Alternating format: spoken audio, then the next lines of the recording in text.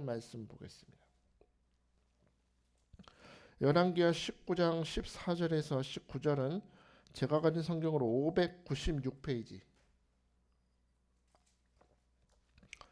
열왕기하 19장 14절에서 19절입니다.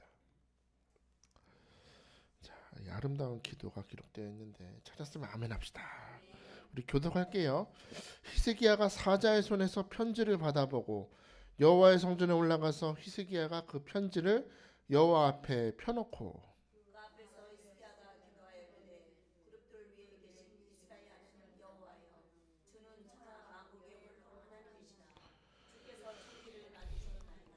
여호와여 귀를 기울여 들으소서. 여호와여 눈을 떠서 보시옵소서. 사내립이 살아계신 하나님을 비방하러 보낸 말을 들으시옵소서.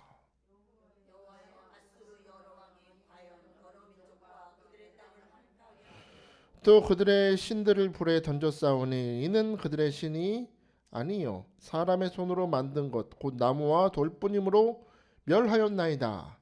우리 하나님 여호와여 원하건대 이제 우리를 그의 손에서 구원하옵소서. 그리하시면 천하만국이 주 여호와가 홀로 하나님이신 줄 알리이다 하니라. 아멘. 할렐루야. 할렐루야. 오늘 이 히스기야의 기도는 모든 상황을 뒤집는 역전의 기도입니다. 오늘 여러분도 이 기도를 깨달아서 여러분의 입으로 선포함으로 역전을 경험하시기를 주의 이름으로 축복합니다. 오래전 일이죠. 아주 오래전에 이집트의 어느 날 밤입니다. 검은 망토를 입은 한 남자가 굉장히 굳은 표정으로 애굽을 바라보고 있습니다. 이내 그 남자는 망토로 자기 얼굴을 확 덮더니 그 남자가 덮었었던 망토는 이내 온 애굽 땅을 뒤덮는 그림자가 되었습니다.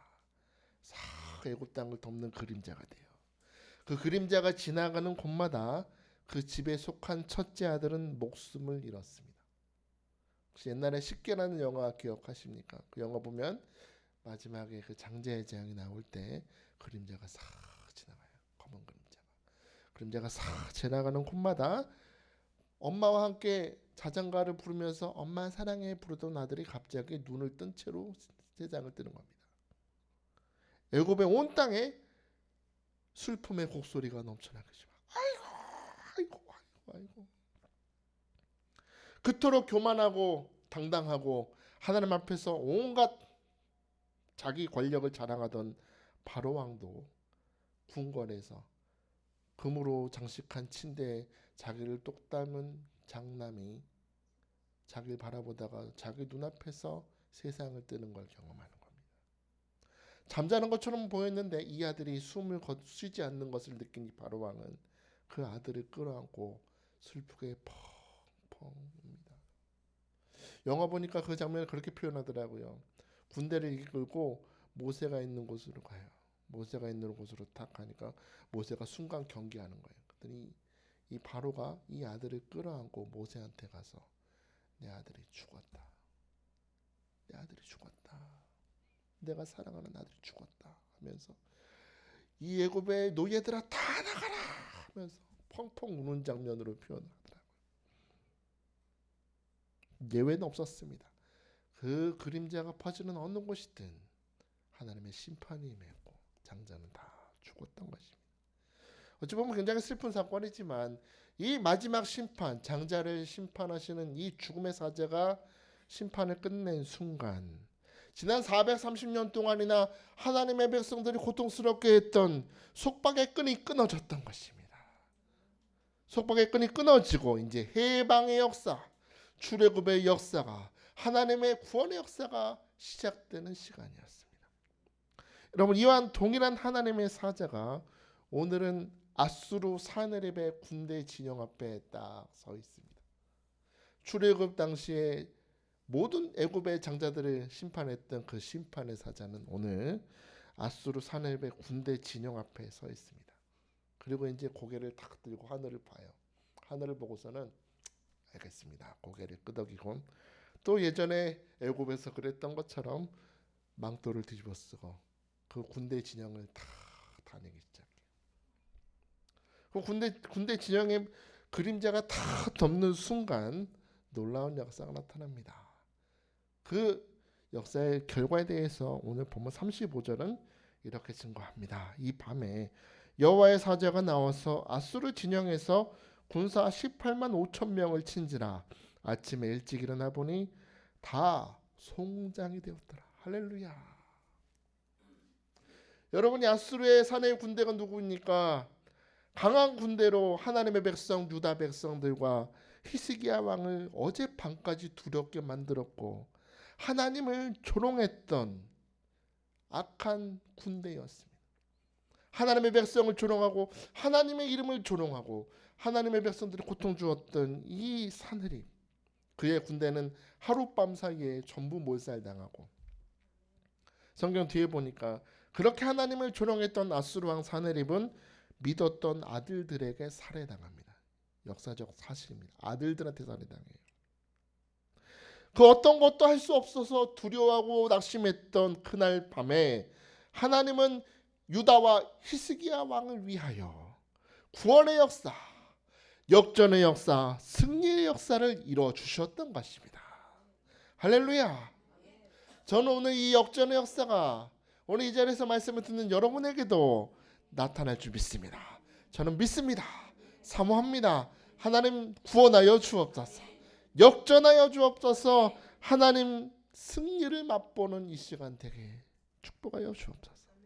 아무것도 할 수 없어서 그저 포위당해서 두려워하고 있던 이 히스기야가 이 절망의 상황에서 이런 극적인 승리를 경험할 수 있었던 이유는 무엇입니까? 오늘 성경 말씀을 보면 그가 그런 극적인 승리를 경험할 수 있었던 이유가 몇 가지 나오는데요. 이 위기 속에서 히스기야가 했던 반응과 행동 속에서 우리는 중요한 특징을 발견합니다. 14절에 보니까 이렇게 말씀해요. 히스기야가 사자의 손에서 편지를 누구한테 펴놓고? 여호와 앞에 펴놓고. 누구 앞에 펴놨다? 이 편지가 무슨 편지일까요? 무슨 편지예요? 10절에서 13절 사이를 보시면 아수르의 사네립 왕은 히스기야 왕한테 편지를 보내요. 무슨 편지 내용이 이랬던 것 같아요. 나 사네립 왕은 너에게 말한다. 내가 지금까지 수많은 나라들을 나의 군대로 정복했다. 그 나라에도 다양한 신들이 있었으나 그 나라의 신들은 그 누구도 나의 군대의 칼 앞에서 그 백성들을 보호해주지 못했다. 여호와? 그까진 여호와도 너희를 지켜주지 못할 거야. 내 칼 앞에서 여호와는 아무것도 아니다. 빨리 항복해라. 그렇게 협박 편지를 보냈다는 겁니다. 여호와 믿어봐야 소용없어. 너는 결국에 무너질 것이다. 내 칼 앞에서 어떤 신도 감히 보호하지 못했다. 얼른 항복하라고 포기, 항복, 협박 편지를 보냈던 것입니다. 여러분 왜 이런 편지를 보낼까요? 전쟁하는 사람들이 이번에 여러분 보면 이스라엘하고 지금 하마스 전쟁하잖아요. 그때 하마스 그 가자 지구에 살던 사람들한테 하늘에서 편지 착 뿌렸죠. 뭐 하라고? 빨리 남쪽으로 내려가라. 안 내려가면 죽는다. 근데 그게요, 그런 편지를 보내는 게요, 전쟁의 때는 항상 있어요. 왜 그런 편지를 보냈느냐? 이 편지를 보냄으로써 그 백성들에게 불안과 낙심을 심어주기 위함입니다. 사네립이 히스기야 왕에게 편지를 보낸 것은 단순히 히스기야 한 사람만 두렵게 만들기 위함이 아니라 이 이스라엘 백성들, 유다 백성들 전체에게 하나님에 대한 불신을 심어주고 하나님에 대해서 낙심하게 함으로 모든 상황을 하나님을 바라볼 것이 아니라 낙심을 심어줌으로 순수하게 항복하게 만들려고 이런 편지를 보냈다는 거예요. 자, 그럼 이런 항복의 협박 편지를 받은 히스기야는 어떻게 행동합니까? 그 편지를 들고 어떻게 했어요? 어디 갔어요? 여호와 앞에 펴놨다는 겁니다. 여러분 주목하십시오. 누구한테 펴놨다? 여호와 앞에 펴놨다. 여러분 사네립이 써놓은 협박 편지를 보고 히스기야가 두려워했다거나 낙심했다는 것이 아닙니다. 그죠? 나는 하나님이 살아계심을 믿습니다. 나는 그 하나님이 전능하심을 믿습니다. 그 확신 가운데서 사내립이 써놓은 모든 협박 글자 하나하나를 누구 앞에? 하나님 앞에 펼쳐놓고 하나님 역사하여 주옵소서. 하나님 심판하여 주옵소서. 하나님 다 보세요. 하나님 귀 기울여 주세요. 두 눈 뜨고 이거 봐주세요. 하나님. 하나님의 전능하심을 믿는 믿음으로 하나님 앞에 그 편지를 펴놓았던 것입니다. 다시 말해 한마디 말은 없지만 행동으로 하나님 앞에 기도드리는 거예요. 행동으로. 멋지지 않습니까? 한마디 말은 없어. 내 행동 자체가 기도라는 겁니다. 하나님 보시옵소서. 이거 보세요. 하나님께 나아가는, 하나님께 행동으로 나아가는 기도를 드렸다는 겁니다. 여러분은 별거 아닌 것 같지만 여러분이 성전에 나온 것 자체가 기도입니다. 여러분 얼마든지 다른 곳으로 갈 결정을 할 수 있잖아요. 이 시간에 예배 안 드리고 영화 극장 가서 영화 볼 수도 있고 친구 만날 수도 있고 밥 먹을 수도 있고 그냥 편안히 잘 수 있는데 여러분이 이 자리에 나왔다는 것 자체가 하나님께 드려지는 행동의 기도라는 것입니다. 하나님이 기도의 향기를 기쁘게 받으실 줄 믿습니다. 여러분 아십니까? 사내립이 히스기야를 향하여 유대 사람들을 향하여 협박 편지를 내놓은 것처럼 오늘도 악한 사탄은 오늘도 우리 성도들의 삶에 찾아와서 이런 낙심의 화살을 쏜다는 겁니다. 이스라엘 백성들 앞에 나타나서 두렵게 만들었던 골리앗처럼 사탄은 여러 가지 방법으로 성도들의 믿음을 좌절시키고 낙심을 심어준다는 거예요. 때로는 세상의 권력으로, 때로는 나와 가장 가까운 사람을 통해서 역사해요. 가족일 수 있어요. 남편일 수 있어요. 아내일 수 있어요. 내가 그렇게 사랑하는 자식을 통해서 나를 공격할 수도 있어요. 믿었던 사람을 통해서 믿는 자를 넘어뜨리려고 시도해요. 그 사탄은 우리 삶에 실제적으로 경제적인 문제, 물질적인 문제로 공격을 주기도 하고 때로는 마음의 상처와 염려, 근심 또는 실제적인 질병으로 우리를 공격하기도 합니다.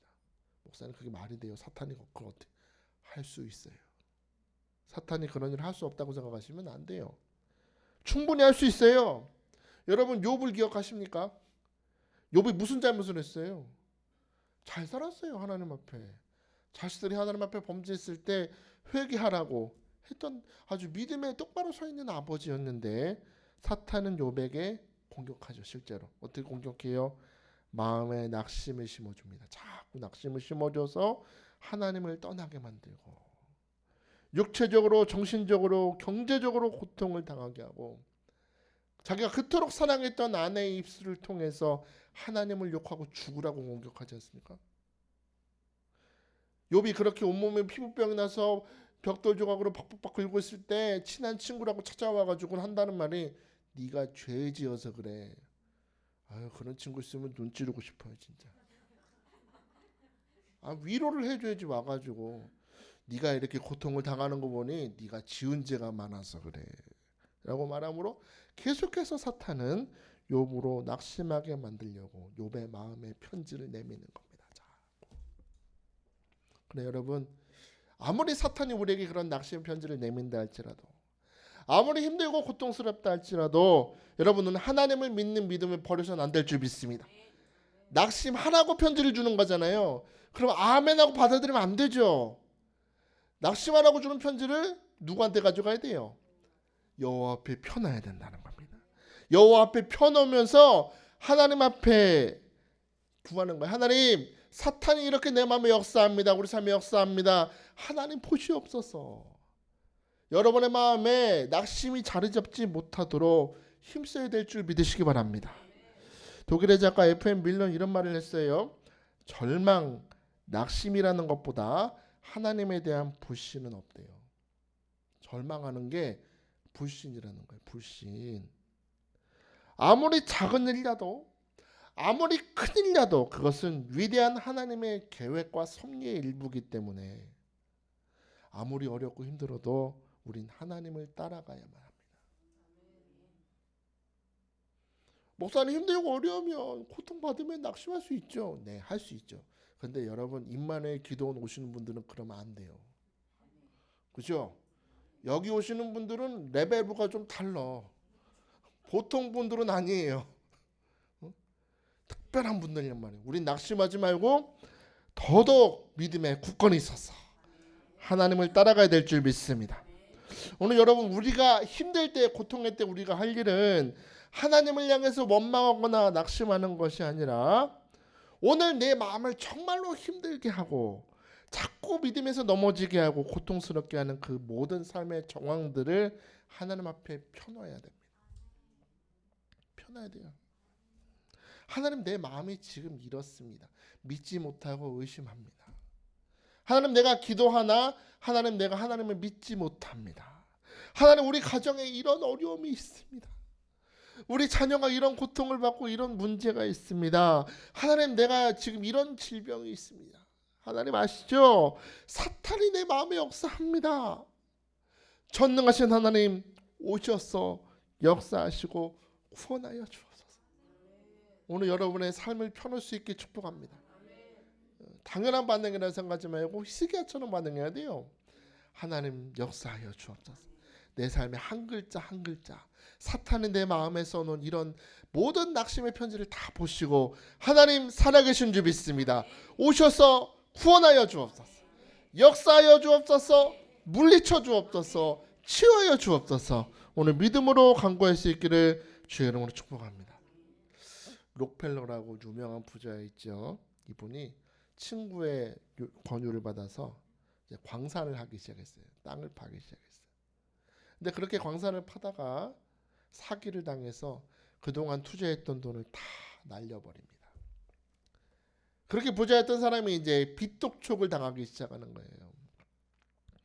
그렇게 빚독촉에 시달리는 록펠러가 너무나 괴로운 나머지 차라리 죽어버리자, 극단적인 선택을 생각하기도 했습니다. 여길 파면 좋은 게 나온다고 속았던 그 빈 광산에 주저앉아서 하나님 앞에 통곡하며 기도하는 겁니다. 하나님, 제가 하나님 앞에 믿음으로 살기로 결정한 그날부터 하나님, 제가 11조 한 번도 떼먹지 않고 하나님 앞에 11조 잘 드리고 하나님 앞에서 믿음으로 살았던 것 아시죠? 그러나 하나님, 저는 믿습니다. 하나님의 말씀은 1.1획도 틀림이 없는 줄 나는 믿습니다. 낙심하지 않았다는 거예요. 거기 주저앉아서 울긴 우는데 자신의 삶의 정황을 어떻게 했어요? 펴놓는 거예요. 하나님 아시죠? 이거 보세요. 간절히 기도했더니 하나님께서 깊은 마음 깊은 곳에서 한마디 음성을 들려주십니다. 때가 되면 열매를 거둘 것이다. 조금 더 깊이 파라. 어떻게 된다? 때가 되면 뭘 걷는다? 열매를 거두리라. 더 깊이 파라 하고 그 아무것도 안 나올 것 같은 폐광을 더 깊이 파기 시작했어요. 주변 사람들은 옆에서 저 인간이 돈을 잃더니 빚이 쌓이더니 정신이 나갔구나 수군거리기 시작했어요. 근데 그러든지 말든지 계속해서 파다 보니까 갑자기 그 폐광에서 검은 물이 분수처럼 솟구치기 시작했다. 검은 물. 뭐였을까요? 뭘 보였을까요? 석유. 할렐루야. 낙심하지 않고 자기 삶의 정황을 펴놓고 하나님 앞에 기도했더니 하나님이 축복으로 응답하셨습니다. 빚독촉에 시달리던 사람이 세계적인 거부가 되었습니다. 사랑하는 여러분, 오늘 여러분의 삶에 역전의 역사를 경험하기 원하십니까? 낙심을 받아들이지 말고 원망하거나 넘어지지 말고 오늘 여러분 삶에 있는 모습 그대로 하나님 앞에 펴놓을 수 있게 축복합니다. 하나님, 두 눈을 열고 보시옵소서. 하나님, 귀를 열고 들으시옵소서. 한 글자 한 글자 모든 삶의 정황을 내 마음을 하나님께 펴드리니 하나님 역사하여 주옵소서. 오늘 기도할 수 있게 축복합니다. 히스기야, 그는 절망의 때에 기적의 역전을 맛봤습니다. 그 기적의 승리를 경험한 또 하나의 이유가 15절에 있습니다. 15절. 우리 15절 같이 볼까요? 보면 15절 시작. 히스기야가 기도하여 이르되 그룹들 위에 계신 이스라엘 하나님 여호와여, 주는 천하만국의 홀로 하나님이시라. 주께서 천지를 만드셨나이다. 아멘. 자, 여러분 잘 보세요. 히스기야가 펴놓고 기도했다 그랬죠. 근데 펴놓고 기도할 때 히스기야는 그 기도의 대상이 되시는 하나님이 어떤 분이신지를 이해하고 기도했다는 겁니다. 이게 중요합니다. 하나님이 어떤 분이신지를 알고 기도해야 돼. 히스기야가 15절에서 고백했던 하나님은 어떤 분이십니까? 세 가지로 표현되는데, 첫째, 하나님은 이스라엘의 하나님이시다. 그죠? 이스라엘의 하나님. 둘째, 그 하나님은 유일하신 하나님이시다. 세상 사람들은 수많은 신들이 있다고 말하지만 내가 믿는 하나님은 유일하신 하나님. 할렐루야. 세 번째, 그 하나님은 창조주 하나님이시다. 할렐루야. 여러분 기도할 때 하나님이 어떤 분이신지 아는 게 중요하다는 거예요. 그냥 주여 비십시다 하는데 속으로는 하나님이 어떤 분이신지 몰라. 하나님이 너무 작았다는 거예요. 근데 우리가 역전의 역사를 경험하기 위해서는 하나님을 깊이 알아야 됩니다. 하나님을 알자. 우리가 힘써 여호와를 알자. 호세아가 고백했던 것처럼 우리는 고난의 때, 고통의 때, 사방의 에워싸임을 당할 때 우리는 하나님께 집중해야 됩니다. 하나님을 알 때 깊이 알아야 돼요. 여러분 18만 5천의 대군이 유다를 포위하고 있습니다. 그런데도 히스기야는 두려워하지 않고 오히려 담대하게 기도할 수 있었던 이유는 그가 하나님이 어떤 분이신지를 분명히 이해하고 있었기 때문이고 그 하나님에 대한 믿음으로 충만했기 때문이다. 우리는요, 삶에 어려움이 생기면 항상 주야로 그 문제를 묵상합니다. 제가 새벽 기도 나와서 여러분 기도하시는 거 여러분은 혼자 아무도 못 듣겠지. 근데 목사는 다 듣습니다. 제 기도도 하지만 여러분의 기도를 듣습니다. 근데 여러분의 기도 가운데서 거의 솔직히 말씀드리면 95% 이상은 하나님 도와주세요. 하나님 축복해 주세요. 구원해 주세요. 문제를 묵상해 자꾸. 우린요 습관이에요. 어려움이 생기면 그 문제를 계속해서 생각해요. 복 있는 사람은 악인의 길을 따르지 않고 쫓아가지 않고 그 자리에 서지 않고 주저앉으면 안 되는데 우리는 반대로 해. 복 있는 사람인데 자꾸 문제를 따라가요. 그 문제와 함께 서 있어요. 문제와 함께 주저앉아 버려. 주야로 묵상을 해요. 근데 여러분 우리가 어려울 때일수록 앞길이 보이지 않는 그런 순간일수록 더 집중하고 묵상해야 될 것은 주 여호와를 주야로 묵상하는 것입니다. 하나님, 내가 이전에 알지 못했던 하나님을 깨닫는 자가 되게 하여 주옵소서. 여러분 그 봉준호 감독이 언제 이런 말을 하더라고요. 자기가 제일 좋아하는 대사가 있는데 그 대사가 뭐냐면 벽인 줄 알았는데 나중에 알고 보니 그게 문이더라.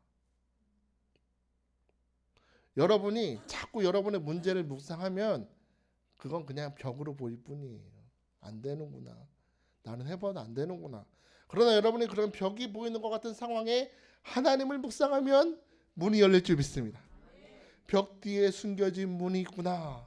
나는 지금까지 이게 벽인 줄 알았는데 하나님이 문을 열어주셨구나. 그걸 발견한다는 것입니다. 입으로는 하나님을 찾으나 우리는 어쩌면 지난주 제가 목요일날 설교했던 것처럼 하나님이 관에 갇힌 하나님인 것 같아. 하나님이 너무나 능력 없는 하나님이요, 작은 하나님이요, 메뚜기 같은 하나님. 그런 나의 죽어버린 고정관념에 사로잡힌 나를 위해서 예수님이 걸어오신다는 거예요. 걸어와서 어디에 손을 얹었다 그랬어요? 관에 손을 얹었다고. 그 모든 올가맨 것을 풀어내고 살려주시려고 예수님이 찾아오셨으니 저는 바라기는 오늘 내 기도를 들으시는 하나님은 나의 하나님입니다. 그 하나님은 유일하십니다. 그 하나님이 오늘 나의 삶에 창조의 능력으로 역사하실 줄 믿습니다. 오늘 이 믿는 마음으로 기도하시고 축복합니다.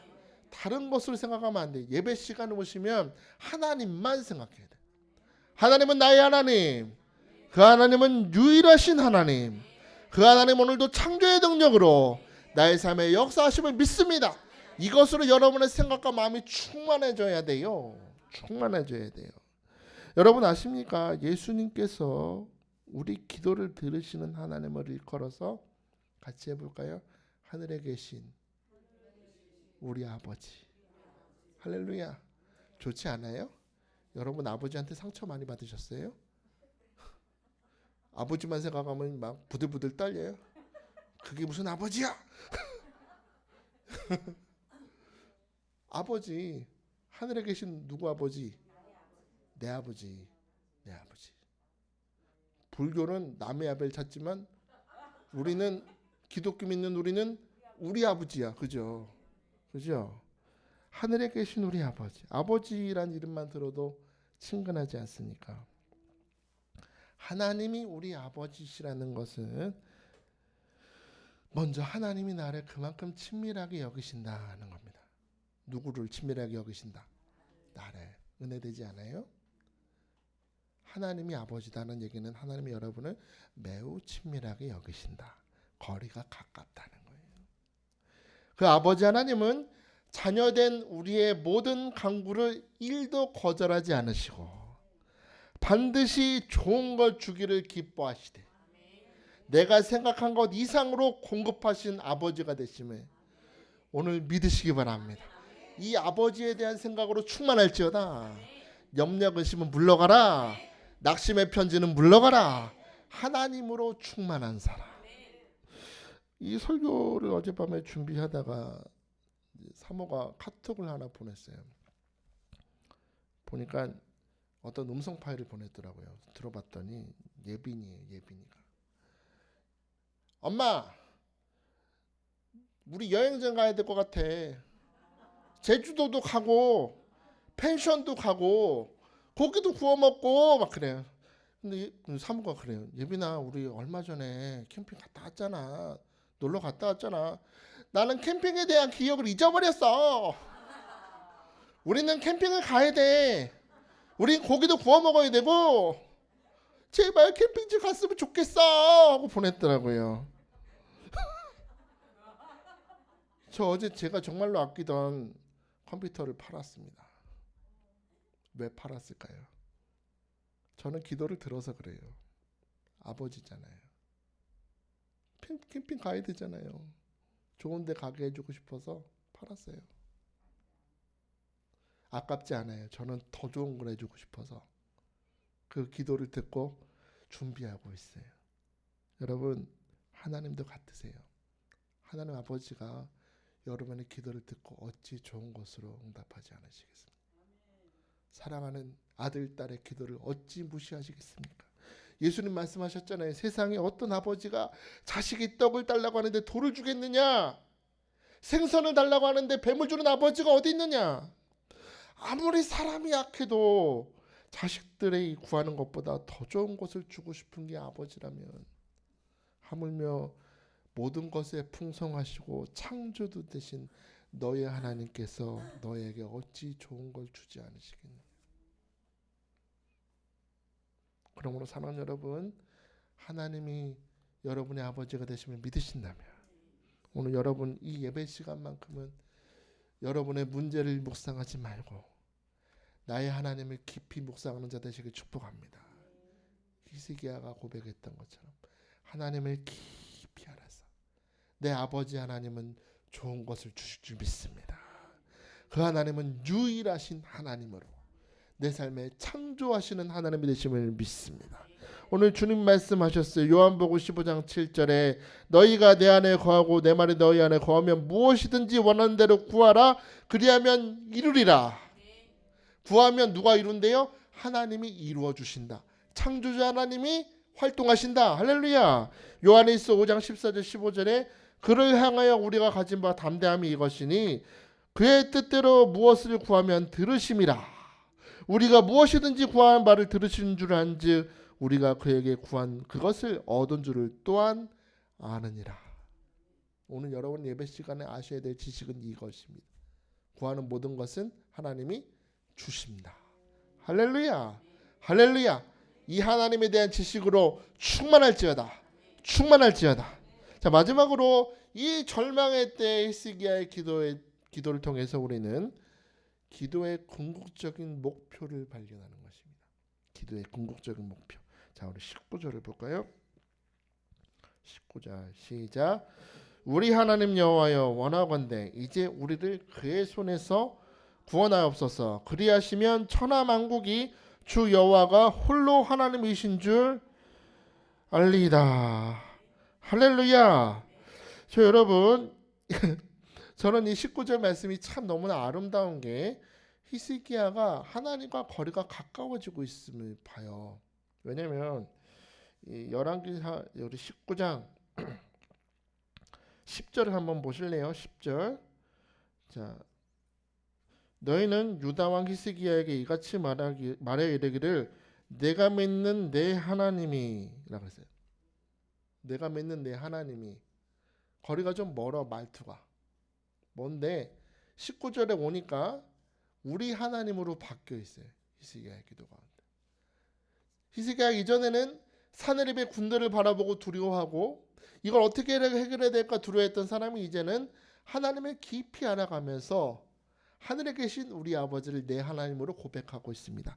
우리 하나님 여호와여 라고 하나님이 어떤 분이신지를 깊이 묵상하면서 고백했던 히스기야는 이제 본론을 고백합니다. 하나님, 저 18만 5천의 대군의 속박으로부터 우리를 구원하여 주옵소서. 좋죠? 우리는 항상 기도가 먼저 어때요? 이거 해결해 주옵소서 먼저 나오잖아요. 근데 히스기야는 그게 아니었어요. 하나님을 깊이 묵상한 다음에 자기 기도를 고백하는데 여러분 잘 보셔야 될 게 히스기야의 기도의 목적이 대적으로부터 구원받는 것, 그건 첫 번째 목적이긴 했는데 궁극적인 목적이 아니라는 겁니다. 이게 하나님은 전능하십니다. 그 하나님이 나의 기도를 들으시고 대적으로부터 구원하실 것을 믿습니다 라고 고백하면서도 19절 뒤에 보시면 뭐라 그래요? 그렇게 구원해 주시면 천하 만국이 주 여호와는 유일하신 하나님이 되실 것임을 알게 됩니다. 히스기야의 관심이 어디 있어요? 구원하시는 것을 넘어서서 하나님이 대적으로부터 구원하시는 걸 넘어서서 이 모든 상황의 끝에 주님만 영광 받아 주옵소서입니다. 멋지지 않습니까?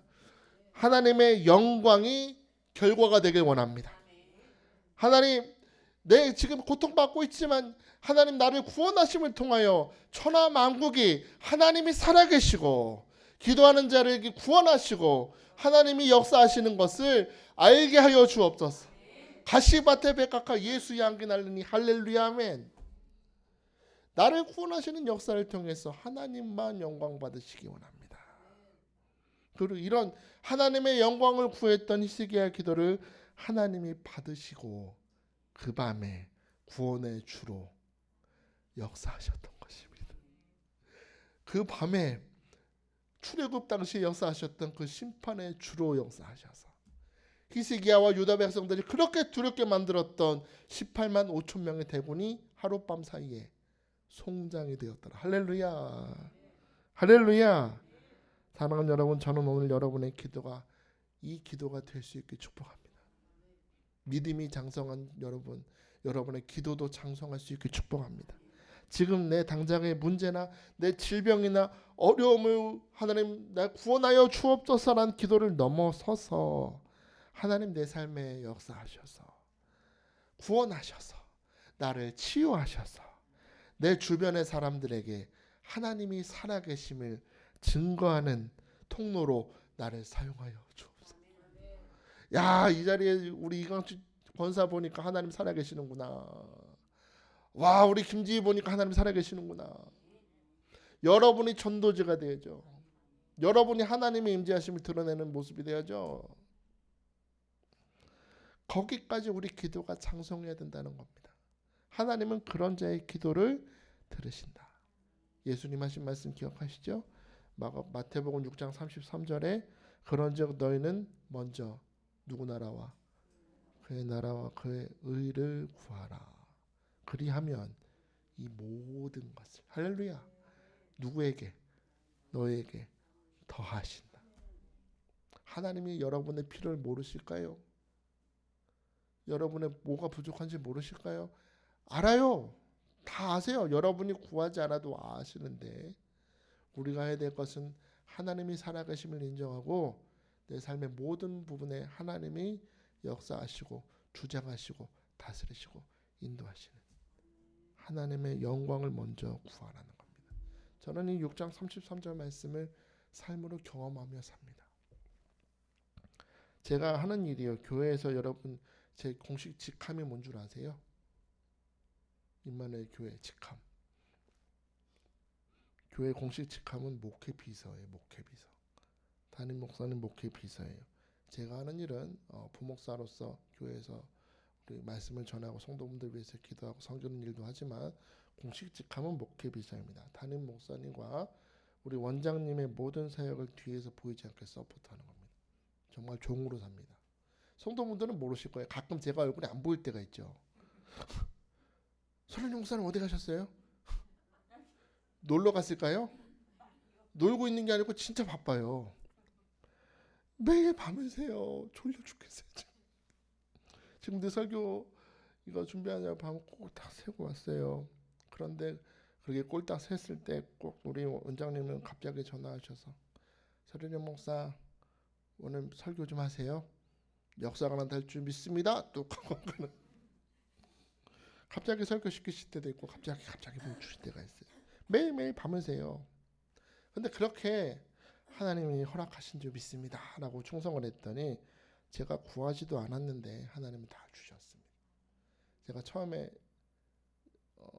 10년 전에 저기 행신동에 30년 넘은 장미 아파트라고 거기 전세 살았거든요. 거기는요 저기 방음이 전혀 안 돼요. 2층에서 대화하시는 소리가 다 들려요. 여름에는 에어컨이 안 돼서 너무 덥고 겨울에는 벽이 통풍이 너무 잘 돼서 밖에 찬바람이 다 들어와. 덜덜덜 떨면서 잤어요. 그런데도 열심히 하나님 위해서 충성했더니 집을 주셨어요. 어떻게 주신가 했더니 제가 새벽기도 끝나고 밤에 잠을 자는데 서태준 목사님이 갑자기 왔어요. 집으로.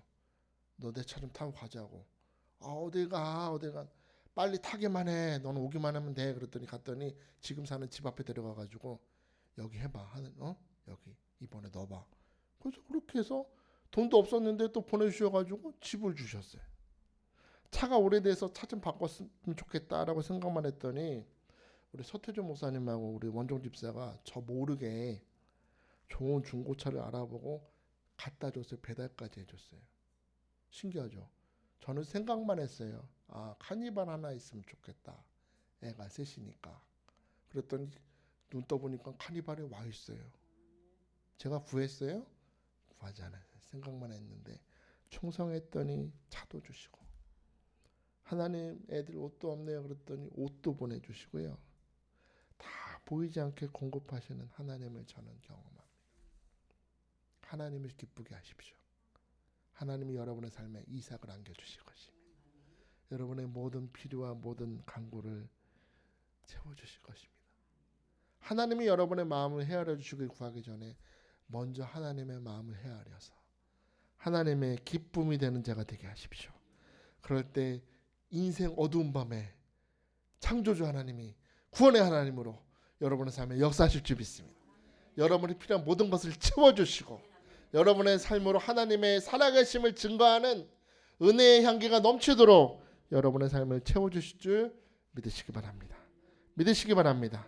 우리 아까 찬양 불렀던 거 이 눈에 아무 증거 아니 보여도 우리 찬양하면서 우리 기도했으면 좋겠어요. 오늘 말씀 생각하면서 찬양합니다.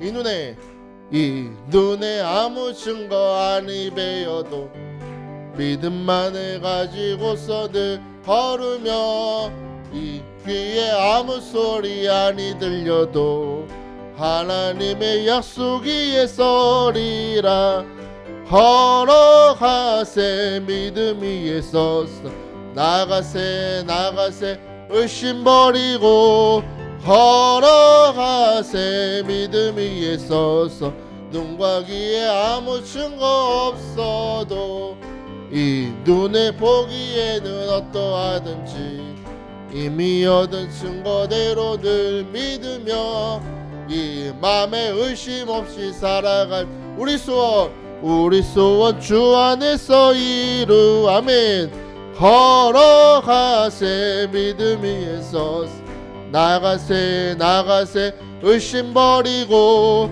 걸어가세 믿음 위에 서서 눈과 귀에 아무 증거 없어 주님의 뜨고 맹세하 주 하나님 아버지는 참 미쁘다 그 귀한 모든 약속 믿는 자에게 능치 못할 무슨 일이 있을 걸어가세 믿음 위에 서서 나가세 의심 버리고 걸어가세 믿음 위에 서서 눈과 귀에 아무 증거 없어도 할렐루야 걸어갑시다. 이 눈에 아무 증거 아니 보여도 하나님 앞에 나아갑시다. 이 시간 우리 기도하실 때 우리 두 손을 높이 듭시다.